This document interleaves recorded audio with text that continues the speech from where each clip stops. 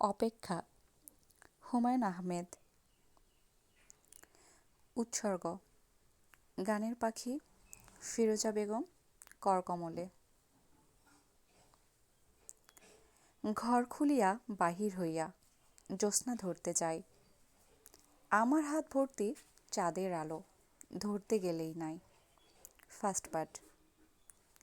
সুরাইয়া অবাক হয়ে তার ছেলের দিকে তাকিয়ে আছে।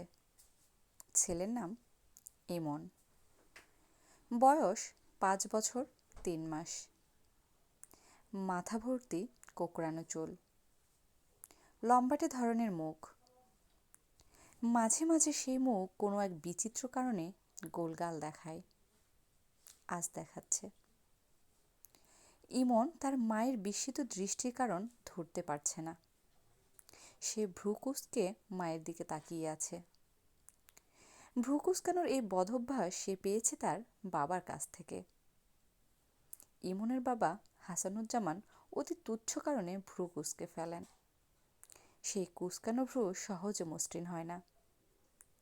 সুরাইয়া বলল, ইমন, একটা কাজ করো, আমার শোবার ঘরে যাও, ড্রেসিং টেবিলের আয়নাটার সামনে দাঁড়াও, দাঁড়িয়ে সুন্দর করে হেসে আবার আমার সামনে কাছে চলে আসো। ইমন বলল, কেন? আমি যেতে বলেছি এই জন্য যাবে, সব কিছুতে কেন কেন করবে না। ইমন সরু গলায় বলল, সব কিছুতে কেন কেন করলে কি হয়? সুরাইয়া বিরক্ত গলায় বলল, খুব খারাপ হয়। বড়রা কোনো কথা বললে কেন কেন না বলে সেই কথা শুনতে হয়। তোমাকে আয়নার সামনে যেতে বলেছি, তুমি যাও।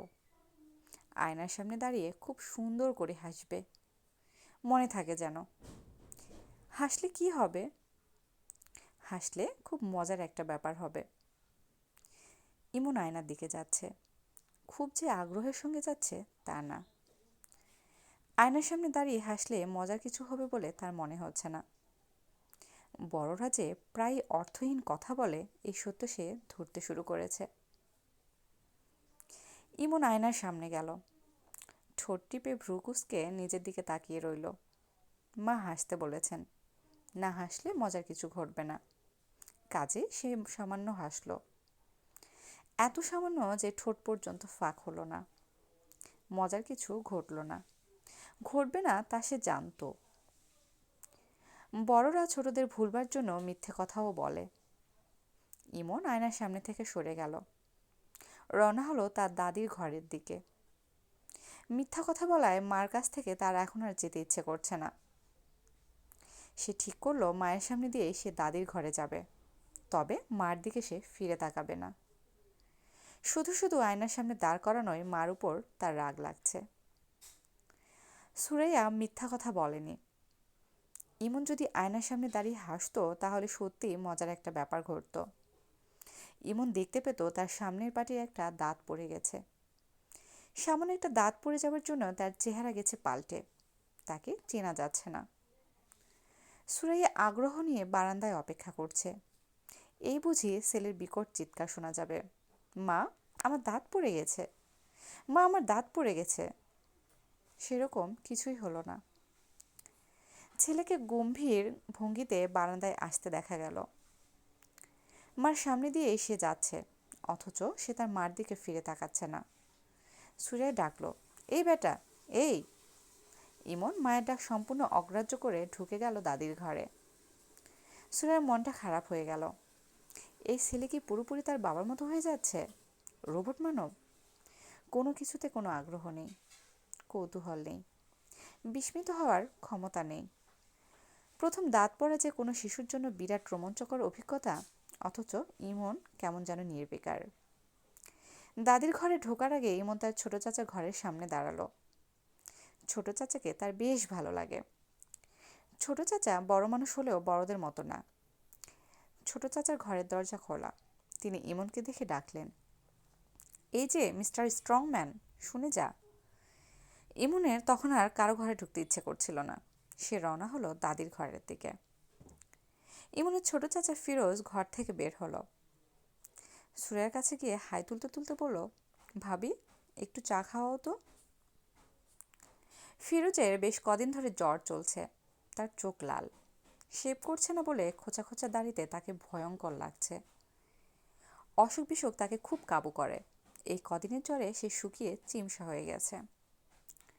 সুরাইয়া বলল, তোমার জ্বরের অবস্থা কি? জ্বরের অবস্থা জানি না ভাবি, আমার জলবসন্ত হয়েছে বলে আমার মনে হচ্ছে। শরীরে গোটা গোটা কি যেন উঠেছে।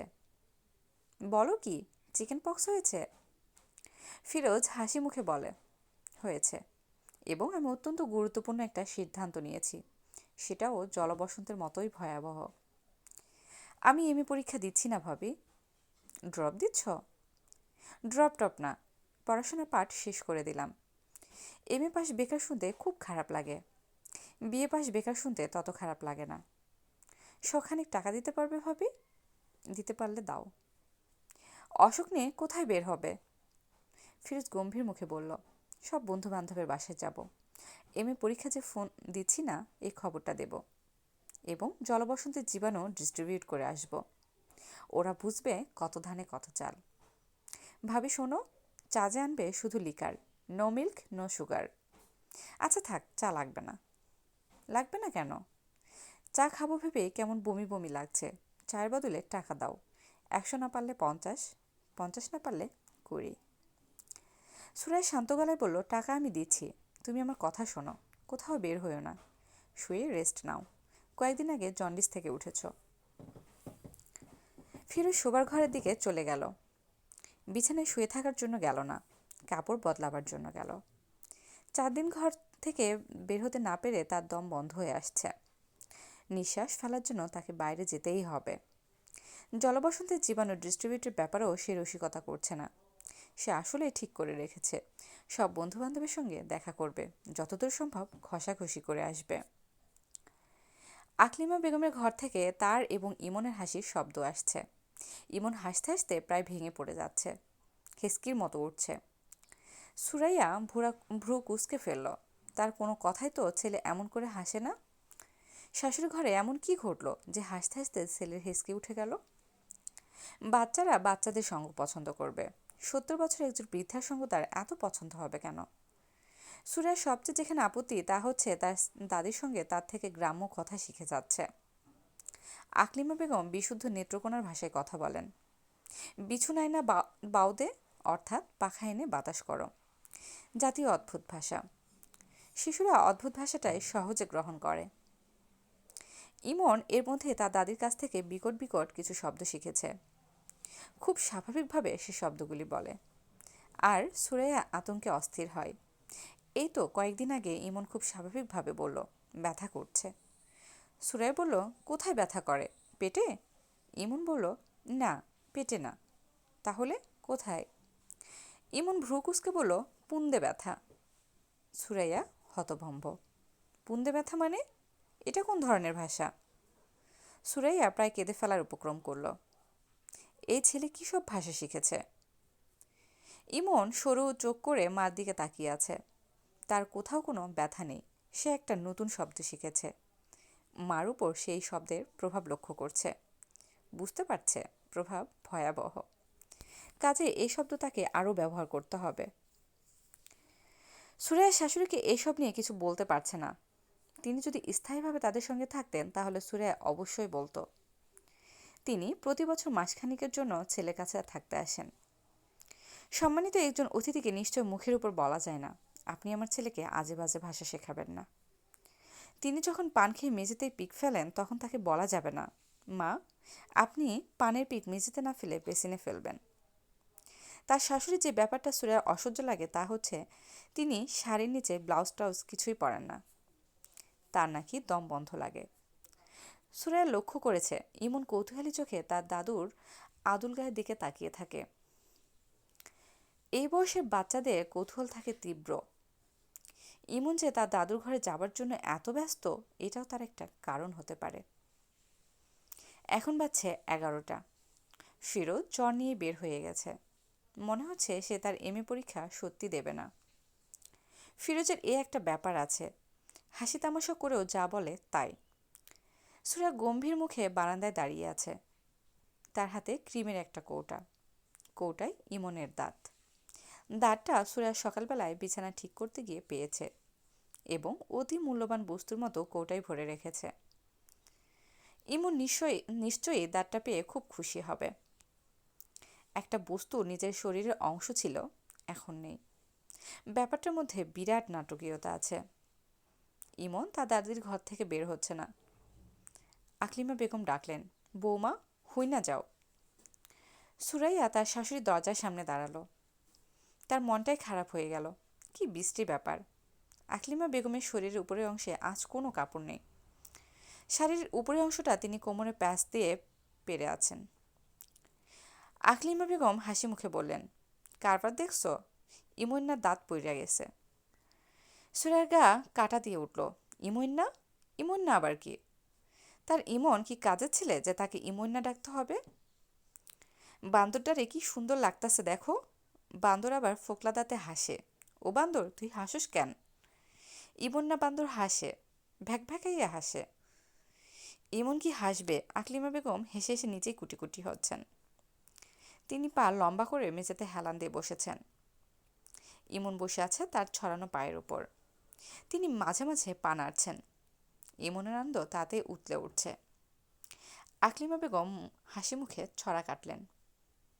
দাঁত পড়া কুলি করা, মধ্যিখানে খাল, বুড়ি বেটি হাইগা থুইছে, 22 হাত লম্বা নাল।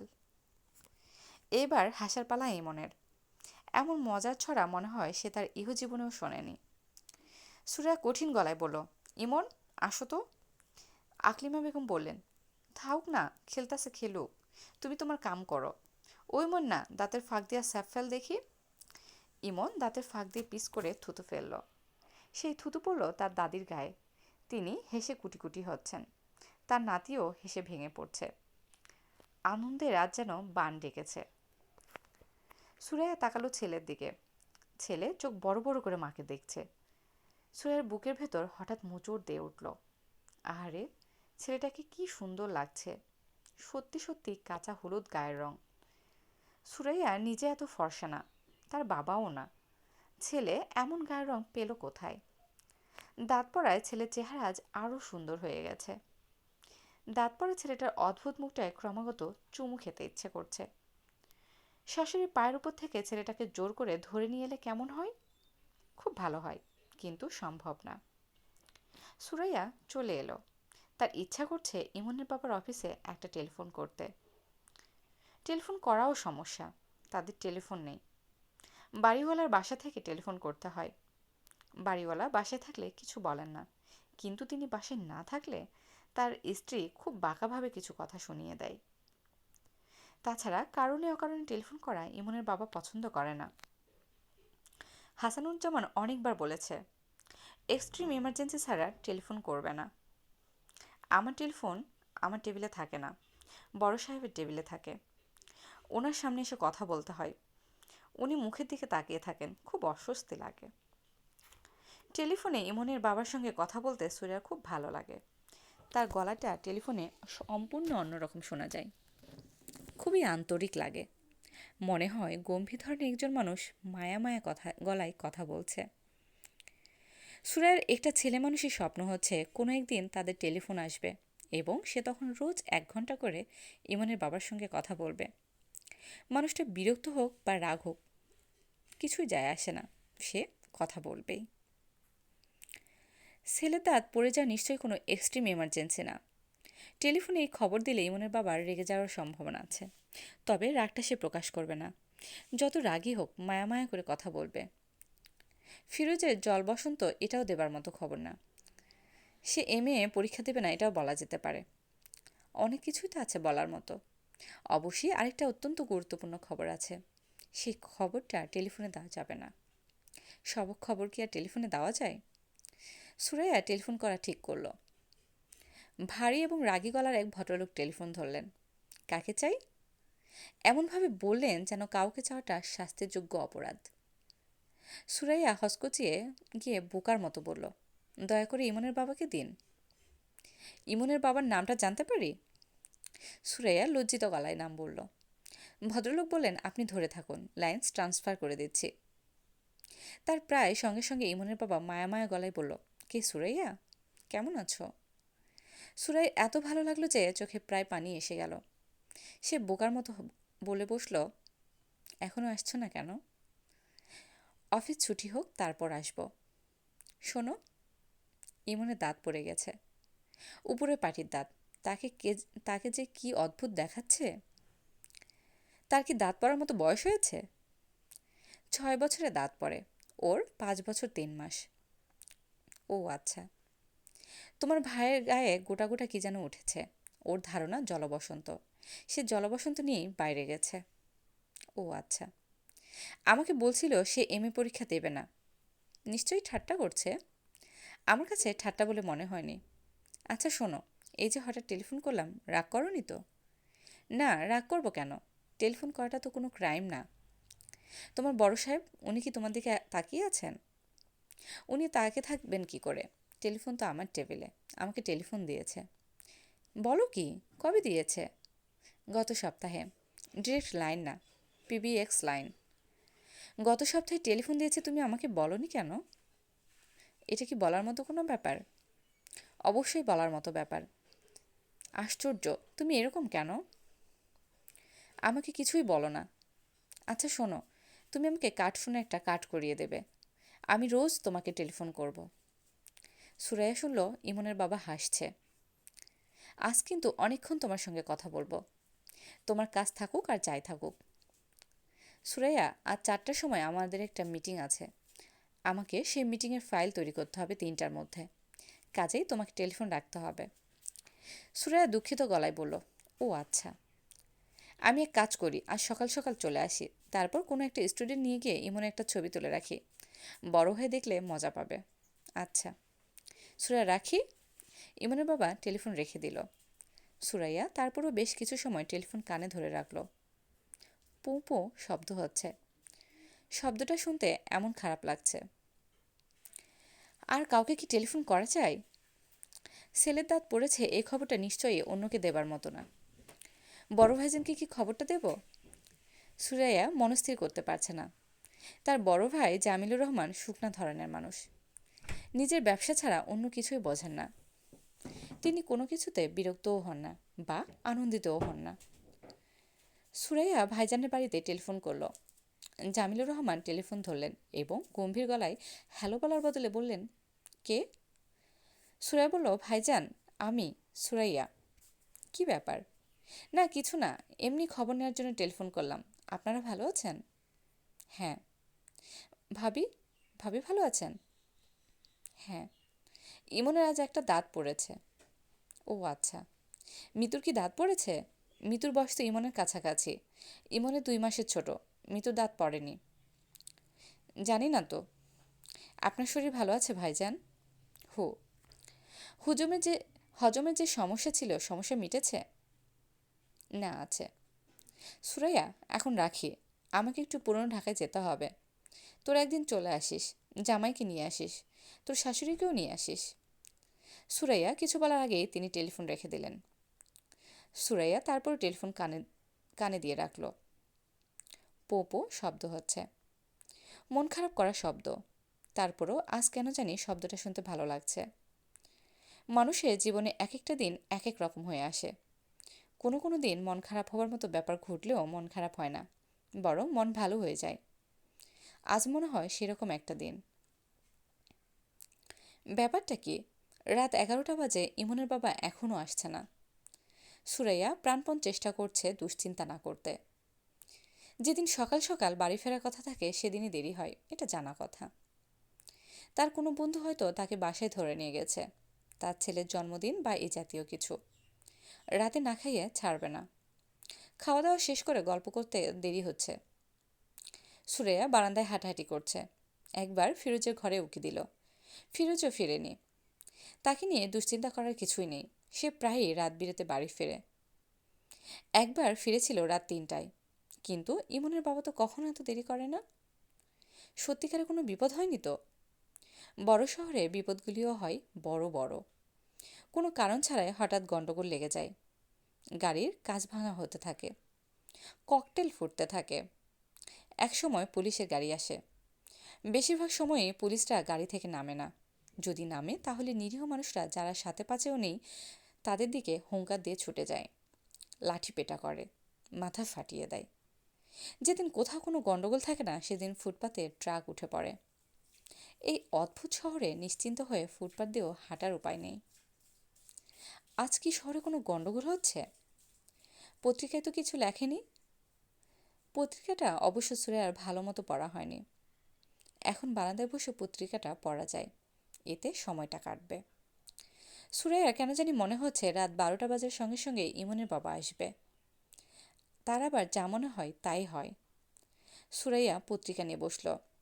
রাত 12টা 5 পর্যন্ত সে পত্রিকা পড়ল। কেউ এলো না। সুরাইয়ার বমি বমি লাগছে। এই বমি উদ্বেগজনিত বমি না, এর কারণ ভিন্ন। তার শরীরে আরও একজন মানুষ বাস করছে। সে তার অস্তিত্ব জানান দিচ্ছে। মানুষটার কথা হাসানকে এখনো বলা হয়নি। আজ বলে ফেললে কেমন হয়? শুধু তার শাশুড়ি জানেন। ছেলের বাড়িতে পা দেওয়ার কিছুক্ষণের মধ্যে তিনি নিচু গলায় বললেন, ও বউ, তোমার কয় মাস? সুরাইয়া হতভম্ব। তার মাত্র 3 মাস চলছে। কারো কিছু বোঝার কথাই না। তিনি কি করে বুঝলেন? পুরনো দিনের মানুষদের চোখ এত তীক্ষ্ণ। আকলিমা বেগম ঘুমিয়ে পড়েছেন। তিনি জেগে থাকলে সুরাইয়া তার উদ্বেগের খানিকটা তার সঙ্গে ভাগাভাগি করতে পারত। তাকে কি ডেকে ডেকে তুলবে? না, আরও আধ ঘন্টা যাক। তাকে না জাগানোই ভালো। তিনি জেগে গেলে ঝামেলা করবেন, কান্নাকাটিও শুরু করতে পারেন। এ বয়সের মানুষদের মাথার ঠিক থাকে না। আকলিমা বেগমের মাথা একটু মনে হয় বেশি রকমের বেঠিক। তিনি রাতে ভাত খেয়েই ঘুমিয়ে পড়েন। রাত 1টা 1:30টার দিকে তিনি জেগে ওঠেন। শুরু হয় একা একা কথা বলা, বারান্দায় হাঁটা। মাঝে মধ্যে গানের মতো সুর করে কি জানি বলেন, শুনতে ভালো লাগে। প্রথমবার শুনে সুরাইয়া চমকে উঠে বলেছিল, আম্মা গান গাচ্ছেন নাকি? হাসান বিরক্ত গলায় বলেছে, গান গাইবে কেন? টেনে টেনে কথা বলছে। কথাগুলি কি বুঝতে পারছো? না। উনি কি সবসময় এরকম করেন, না আজই করছেন? প্রায়ই করেন। ফালতুওয়ালা বন্ধ করে ঘুমানোর চেষ্টা করো। সুরাইয়া বারান্দায় বসে আছে। বারান্দা থেকে রাস্তা দেখা যায় না। বাড়িওয়ালা তার বাড়ির চারদিকে খুব উঁচু করে দেয়াল দিয়েছে। দেয়ালে আবার সুচালো লোহার শিক বসানো, যেন চোর দেয়াল টপকে ঢুকতে না পারে। গেট আছে, তবে গেটে দারোয়ান নেই। সব ভাড়াটের কাছে একটা করে চাবি দেওয়া। রাত বিরেতে কেউ ফিরলে চাবি দিয়ে গেট খুলে ভেতরে ঢুকতে হবে। 3তলা বাড়ির 1তলায় 2জন ভাড়াটে থাকেন। 3তলায়ও 2জন ভাড়াটে।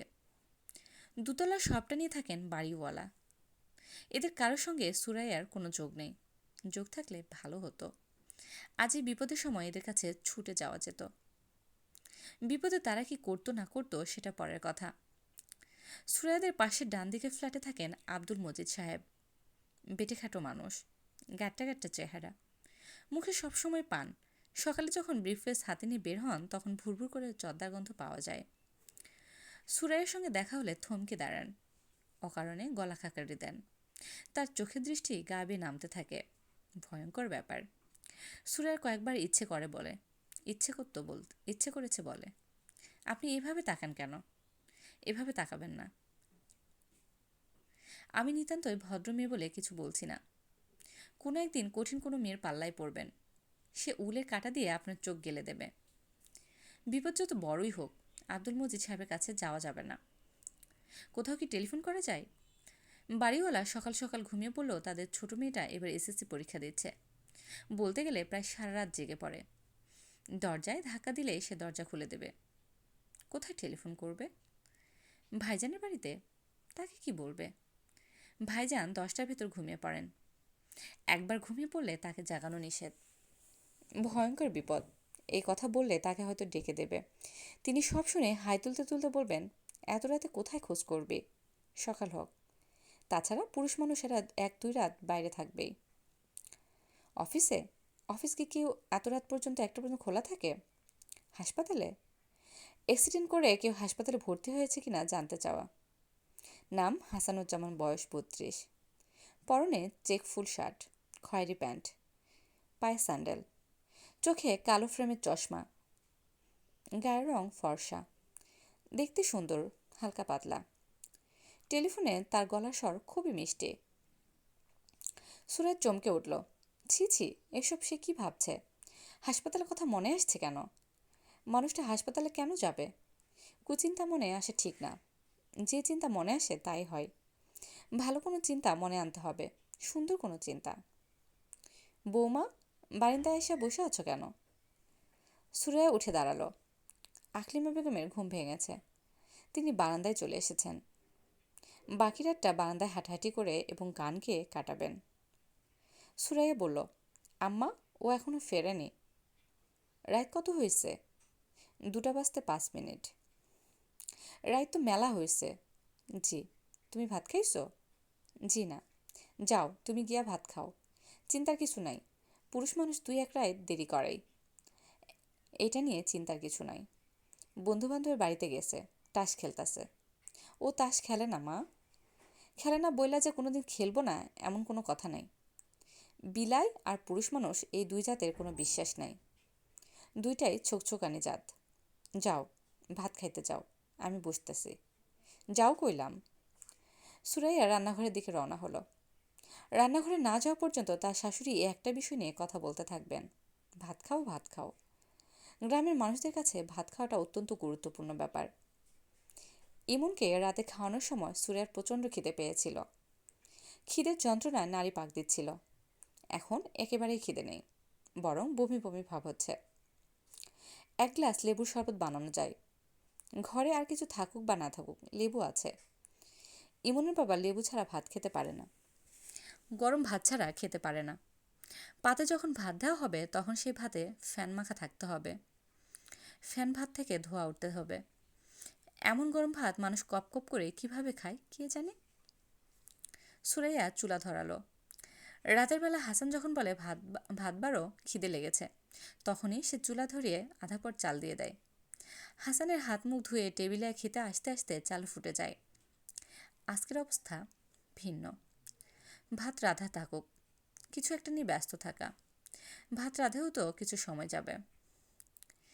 আকলিমা বেগম মেঝেতে পা ছড়িয়ে বসেছেন। তিনি চেয়ারে বসতে পারেন না, খাটে বসতে পারেন না। রাতে ঘুমবার সময়ও মেঝেতে চাদর বিছিয়ে ঘুমান। সুরাইয়া মেঝেতে মশারি খাটিয়ে দিতে চেয়েছে, তিনি রাজি হননি। মশারি নাকি তাকে কামড়ায় না। বুড়া মানুষের রক্তে কোনো টেস্ট নাই গো বৌমা। শরীরে মশা বয় ঠিকই, কিন্তু কামড় দেয় না। আজ আকলিমা বেগমকে মশা কামড়াচ্ছে। তিনি এর মধ্যে কয়েকটা মশা মেরে ফেলেছেন। মৃত মশাগুলি জড়ো করেছেন, যেন এরা মহামূল্যবান কোনো প্রাণী। এদের মৃতদেহগুলির প্রয়োজন আছে। আকলিমা বেগমের বুক ধরফর করছে। এত রাত হয়ে গেল, ছেলে বাসায় ফিরছে না কেন? এই বয়সের সবচেয়ে খারাপটা আগে মনে হয়। ভয়ঙ্কর কিছু ঘটে গেছে কি? আজকের রাতটা কি ভয়ঙ্কর কোনো রাত? তার 70 বছরের জীবনে অনেক ভয়ঙ্কর রাত এসেছে এবং চলেও গেছে। হাসানের বাবার মৃত্যুর কথাই ধরা যাক। কবুতরে খুপড়িতে হাত দিয়েছে, কবুতর ধরবে। নতুন আলু দিয়ে কবুতরের মাংস রান্না হবে। হাত দিয়ে হাত টেনে নিল। রাঙা বউ ইঁদুরে কামড় দিছে। কবুতরের বাসা তো ইঁদুর না, ইঁদুর না, সাপ। বিরাট এক সাপ তাদের চোখের সামনে কবুতরের খোপ থেকে বের হয়ে এলো। দুজনেই হতভম্ব। আকলিমা বেগম দিশে হারালেন না। সঙ্গে সঙ্গে পাটের কোষ্টা দিয়ে হাত বাঁধলেন। ওঝা আনতে লোক পাঠালেন। কালাগরুর দুধে হাত ডুবিয়ে রাখলেন। সাদা বর্ণের দুধ যদি কালচে হয়ে যায় তাহলে বুঝতে হবে জীবনের আশা নেই। দুধ কালচে হলো না। আকলিমা বেগম আশায় আশায় বুক বাঁধলেন। ওঝা এসে পড়ল দুপুরের মধ্যে। ঘণ্টাখানিক ঝাড়ফুঁকের পর বাঁধন খোলা হলো। মানুষটা শান্তির নিঃশ্বাস ফেলে বলল, হাত জ্বইলা যাইতেছিল, এখন ব্যথা কমছে। পানি খাবো বউ, পানি দাও। পানি আনা হলো। পানির গ্লাস হাতে নিয়ে মুখে দেবার আগেই লোকটা মারা গেল। এসব কথা আকলিমা বেগম মনে করতে চান না, তবু মাঝে মাঝে মনে পড়ে। লোকটা পানি খেয়ে মরতে পারল না। ভরা গ্লাস হাতে নিয়ে ধরফর করে মরে গেল। এই দুঃখ কম কি? জগতে কোনো দুঃখই কম না। ছোট দুঃখ, বড় দুঃখ, সব দুঃখই সমান। আজ তার জন্য কি দুঃখ অপেক্ষা করছে কে জানে। মন শক্ত করে রাখতে হবে। বাচ্চা বউটার দিকে তাকিয়ে মন শক্ত করতে হবে। বাচ্চা মানুষ দুঃখ পেয়ে অভ্যেস নেই। বউটাকে ভুলিয়ে ভালিয়ে রাত পার করতে হবে। দিনের বেলা যে কোনো কষ্টই সহনীয় মনে হয়, রাতে ভিন্ন ব্যাপার। কিছু কিছু রাতকে এই জন্য বলে কাল রাত। কালো দিন বলে কিছু নেই, এটা একটা আশ্চর্য ব্যাপার। তিনি তার দীর্ঘ জীবনের অভিজ্ঞতায় দেখেছেন নরম মেয়েগুলি কঠিন বিপদ সামাল দিতে পারে, শক্ত মেয়েগুলি পারে না, চিত হয়ে পড়ে যায়।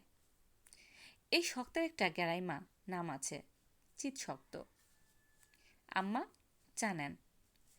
আকলিমা বেগম চায়ের কাপে হাত দিলেন। শহরে এলে তার চা খাবার রোগে ধরে। বউটা এই ভয়ঙ্কর সময়ও চা বানিয়েছে, এটা ভালো লক্ষণ। মন শক্ত আছে, আসল বিপদ সামাল দিতে পারবে। বৌমা, বাজে কয়টা? 2:25। রাইড কাটতে বেশি দেরি নাই। তুমি ভাত খাইছো? হু। তুমি ভাত খাও নাই, মিছা কথা বলছো। মুরব্বীদের সাথে মিছা কথা বলা ঠিক না। যাই হোক, চেয়ার টান দিয়া আমার সামনে বউ, তোমার লগে আলাপ আছে। সুরাইয়া চেয়ার টেনে বসল। কেন জানি তার হাত পা ঠান্ডা হয়ে আসছে। বৌমা, মন দিয়ে শোনো, আমি একটা গণা গুনছি। গণার মধ্যে পাইছি হাসান ভালো আছে। কাজে মন খারাপ করবা না, সে আসবো সকালে। কি গণা শুনেছেন? সরি, কি গণা গুনেছেন? সেটা তুমি বুঝবা না। আমি পুরান কালের মানুষ, আমি অনেক গণা জানি। আকলিমা বেগম কোনো গণা জানেন না। বাচ্চা মেয়েটার মন শান্ত করার জন্য কিছু মিথ্যা কথা বলা, এই মিথ্যা বলার জন্য তার পাপ হচ্ছে, আবার মেয়েটার মন শান্ত করায় পুণ্য হচ্ছে। পাপ পুণ্যে কাটাকাটি হয়ে সমান সমান।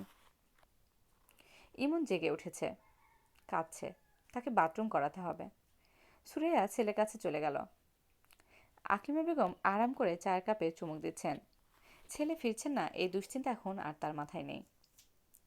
গনার ব্যাপারে যা বলেছেন তার সর্বত্রই মিথ্যা। বাচ্চা মেয়েটাকে শান্ত করার জন্যই বলা এটা। বউটা তাকে দেখতে না পারলেও তিনি তাকে খুবই পছন্দ করেন। মেয়েটার মনে দরদ আছে, স্বামীর জন্য সে খুবই ব্যস্ত। আকলিমা বেগমের ঘুম পাচ্ছে, তিনি বারান্দা থেকে উঠলেন। কিছুক্ষণ ঘুমালেও কাজে আসবে। সকালে কোনো ভয়ঙ্কর সংবাদ এসে উপস্থিত হয় কে জানে। ইমন বাথরুম করলো, পানি খেলো, সব কিছুই ঘুমের মধ্যে। সুরাইয়া তাকে বিছানায় শুইয়ে দিল। ঘুমের মধ্যে সে বিড়বিড় করে কথা বলছে, আবার মাঝে মাঝে দাঁত খটখট করছে। পেটে কৃমি হয়েছে নাকি? যেভাবে ও চিনি খায়, পেটে কৃমি হওয়া বিচিত্র না। সুরাইয়া ক্লান্ত গলায় ডাকলো, ও বাবু, ও বাবু। ইমন ঘুমের মধ্যেই বলল, কি? তোমার বাবা এখনো আসছে না কেন গো বাবু? ও, আমার খুব অস্থির লাগছে গো সোনা। ইমন আবারও বলল, ও। আর তখনই বারান্দায় রাখা পানির বালতি থেকে পায়ে পানি ঢালার শব্দ হলো। এই শব্দ সুরাইয়ার পরিচিতি শব্দ।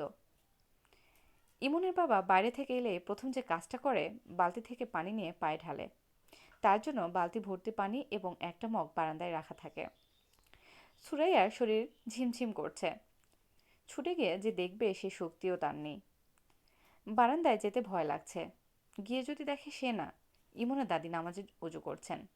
রাত বিরাতে অজু করার অভ্যেস। নামাজের জন্য অজু করবেন, তারপর নামাজ পড়তে ভুলে যাবেন। সুরাইয়া উঠল, বারান্দায় এসে দাঁড়ালো।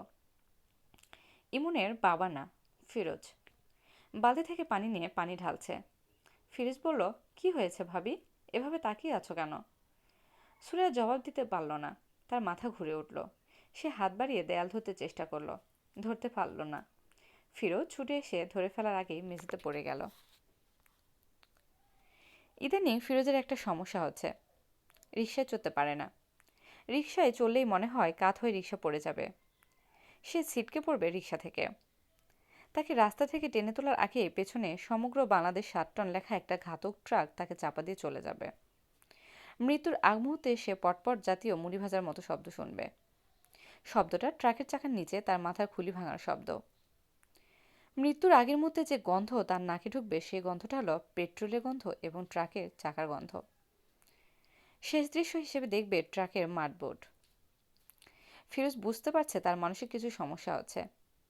সমস্যাটা মনে হয় বাড়ছে।